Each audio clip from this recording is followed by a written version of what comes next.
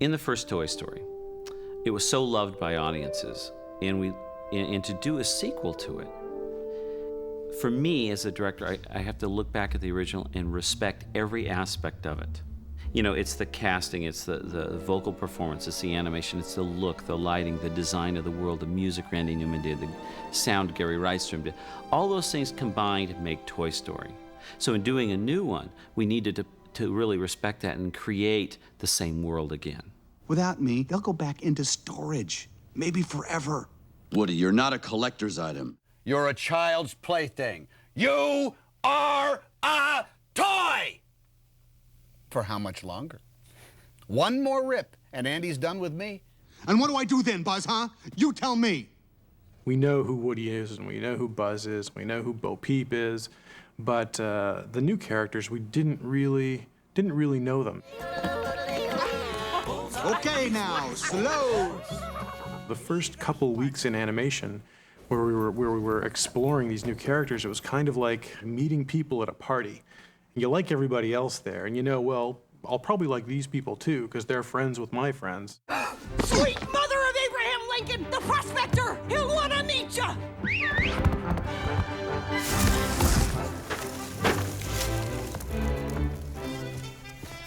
Say hello to the prospector! We have some wonderful new characters in this film, Jesse and Bullseye and the Prospector and Al the Toy Collector. At the same time, we've also expanded the scope of the first film. The first film, for the most part, took place in Andy's room and in Sid's house, with a brief little side trip to Pizza Planet. But in Toy Story 2, we're really all over the map. The anti-gravity sickness will wear off momentarily. Now, let's move! In Toy Story, we were very careful to design locations and in the story that were realizable, 5 years ago technologically.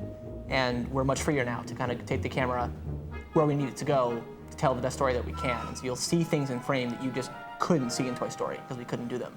When we came up with the original idea of Toy Story, about the notion of toys being alive, the original pitch was, it seems like, so far from what the final Toy Story was. But throughout the development, from that original pitch through to the final product, there was so many great ideas that came out of it. A lot of them made it into the first Toy Story, but a lot of them didn't. Two of the biggest losses, two of the most difficult things to cut on Toy Story were the opening Buzz Lightyear cartoon idea and the idea of a nightmare of showing Woody's fears. And when we cut them out, they just felt like they were so accurate from a certain perspective about the life of toys and kids. Hey, Woody, you don't glow. I don't think I like you anymore. We found we were at a point where nobody was really getting the emotion of how much he feared that he was at the winters of his years. And that's when we just, well, geez, the nightmare. If you just tweak the nightmare to put it that way, it does exactly what we thought it would do for us in Toy Story 1. I don't want to play with you anymore.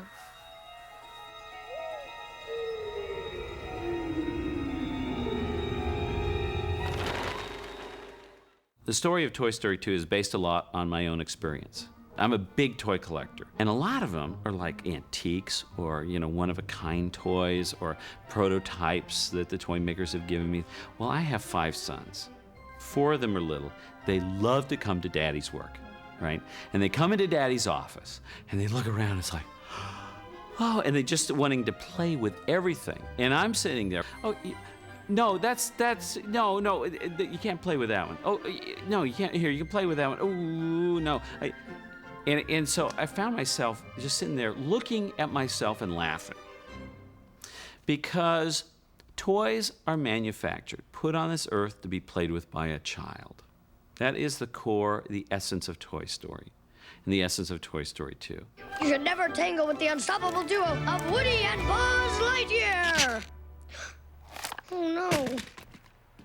Andy, let's go. Molly's already in her car seat. But, Mom, Woody's arm ripped. Oh, no. Woody is going through a completely different life experience and learning process in this movie. He's learning about something he didn't face in the first movie, and that is the fact that kids outgrow toys. And a day is going to come when Woody is not going to be played with anymore. What's the point in prolonging the inevitable? We're all just one stitch away from here to there. Yard sale. Yard sale! We spend a lot of time really plumbing the depths of a toy's psyche. You know, what matters to a toy beyond just being played with by kids? What are some of the things that toys are afraid of? What is Woody afraid of? How long will it last, Woody? Do you really think Andy is going to take you to college? Or on his honeymoon? Woody's afraid of Andy growing up and abandoning him. It's a theme that I think children can relate to. But for adults, the film taps into a lot of themes about being afraid of growing up and growing older, being afraid of your own kids growing up and moving away from home. What worked so well about Buzz Lightyear in the first movie is he was deluded. And we faced a problem in the sequel because now he knows he's a toy. You know, he's come back down to earth. And that's what made him so funny. How do you keep him funny? And that was an enormous challenge for us. Am I really that fat?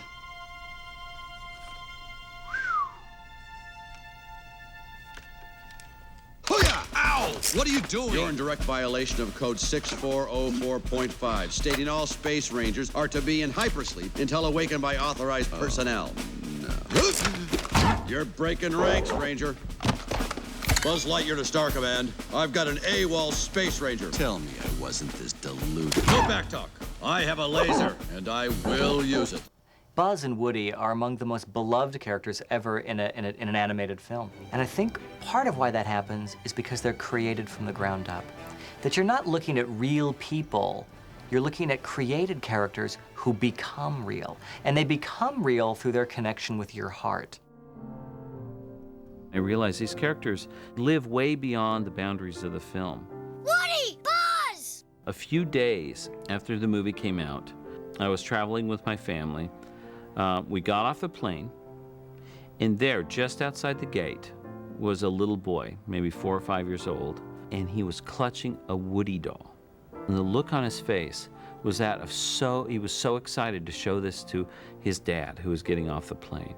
And it touched me so deeply that this character that the little boy was holding doesn't belong to me anymore. It belonged to him. That was his Woody doll. I have a lot of respect for that. And so when we did Toy Story 2, I always thought of that little boy and knew that we had to make Toy Story 2 great for him and for all the people that really love these characters. It's showtime! All right, all right! Part of the success of this movie is the fact that these characters feel real to you. The performances that all the actors give to us are so superb. Tom Hanks as Woody, what can you say? It's amazing. I was the star. See, now look. See, that's me. This is weirding me out. Of course, I'm kind of Woody anyway. This is my Woody voice. I'm actually speaking to you in my Woody voice right now. It is you! Please stop saying that. Tim Allen as Buzz Lightyear. He is Buzz Lightyear. He is so funny. I don't think I'm quite as handsome as Buzz. He's got a great little head. I don't have time for this. I love being part of the process behind the scenes doing the magic trick. Don't worry, in just a few hours, you'll be sitting around a campfire with Andy making delicious hot schmoes. They're called s'mores, Buzz.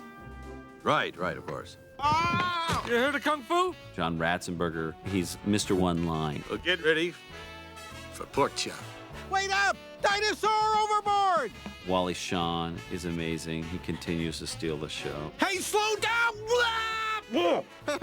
This can't help. Don Rickles, he's a brilliant actor and tremendous comedian. Also a great body, you forgot to tell him that. Oh, yes. The most marvelous When body. I take a shower, the water runs up. Oh, my little sweet potato! Oh, you found it! We also wanted to introduce new toys, new characters. The collector that steals Woody. We cast Wayne Knight to do the voice. And he just brought so much energy. I gotta pack. Let's see. A wallet, keys, tickets, passport, a beef jerky. You gotta bring beef jerky. Very expensive over there. Shower. Oh, I can skip the shower. Doing animation is interesting in the sense that you put all of your emotions through your voice. It's over the top in a way that you don't do on stage or on film. And also there is Jessie, the cowgirl. No small amount of enthusiasm comes out of that Jessie the cowgirl. And Joan Cusack does the voice for her. What Joan has brought to it is a charm and an energy and a manic personality. It's you! You're here! It's you! It's you! It's you! There's no distractions. You're not worrying about your costume or having someone do your hair. It was just really freeing. Sweet mother of Abraham Lincoln! The prospector! He'll want to meet you! Turn me around, Bullseye, so I can see why the prodigal son has returned. Kelsey's comic timing is beautiful. His acting, it's just fantastic. They told me I would be playing the prospector. I learned in subsequent conversations that I was going to be also called Stinky Pete. Stinky Pete. You never know when you take on one of these handles, it might destroy your career forever. Woody has his horse, Bullseye. Bullseye is as faithful a companion as any cowboy could want. Smart, too. Where's my trusty steed, Bullseye? I have to ride off into the sunset. I'm actually excited about this.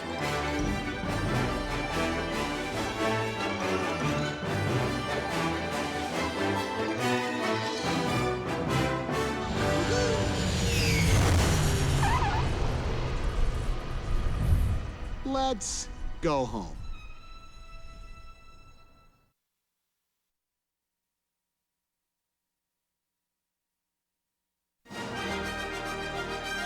You should never tangle with the unstoppable duo of Woody and Buzz Lightyear.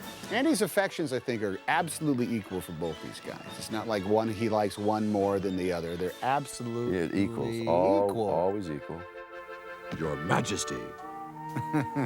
Woody is the coolest toy. He's softer, he's more cuddlier, he's got a smarter brain, and also, he looks good in a pair of tight pants. Well, look at you, dancing cowboy! Woody doesn't always do it the easy way, but he does it the cowboy way. He stood the test of time, and he's still there. Holy cow. Kind of like Frank Sinatra. Good old Woody. Why me? Because he's the glue that holds everything together. Toys? Who do you like better? Bless you, Woody. Well, if I'm wheezy, I'm picking my pal Woody. Which sold more? And this is the Buzz Lightyear aisle. Back in 1995, short-sighted retailers did not order enough dolls to meet demand. I happen to be with most people in the world that think Buzz is the coolest. So who's with me? He has all those fun buttons to press. I mean, how do you cuddle this? Ow, ow, ow, ow, gosh, ow. Here, I'm just gonna curl up with my little, ow, ow, ow, not easy to do. Buzz Lightyear, I mean, come on, how can you beat Buzz? I think I like Buzz Lightyear, just because he's so insecure, but he's so beautiful and tries so hard. Well, I just want to say you're a bright young woman with a beautiful yarn full of hair.